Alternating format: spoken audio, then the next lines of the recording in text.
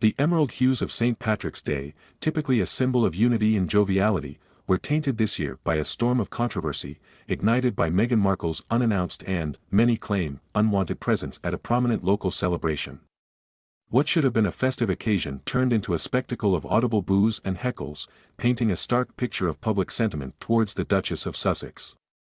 Sources within the crowd, and even some local organizers, have confirmed that Markle's appearance was not pre-arranged, leading to accusations of getcrashing and a blatant disregard for established protocols.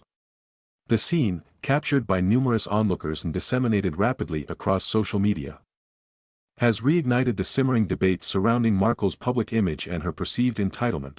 The initial wave of discontent stemmed from the sheer surprise of her arrival. Organizers, speaking under the condition of anonymity, expressed their bewilderment, stating that Markle's name was not on any guest lists and that no prior communication had been received regarding her attendance. This lack of formality, in their view, demonstrated a profound disrespect for the event's established structure and the community it served. The boos and jeers, far from being a coordinated effort, seemed to erupt spontaneously from various sections of the crowd, a collective expression of frustration and, for some, outright animosity. This unscripted outburst, caught on numerous phone cameras, quickly became the defining moment of the day, overshadowing the traditional festivities.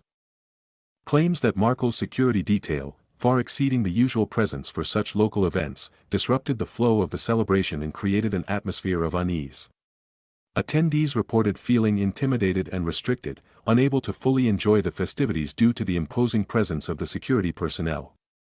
This heavy-handed approach, perceived as a display of arrogance, only served to exacerbate the already tense situation.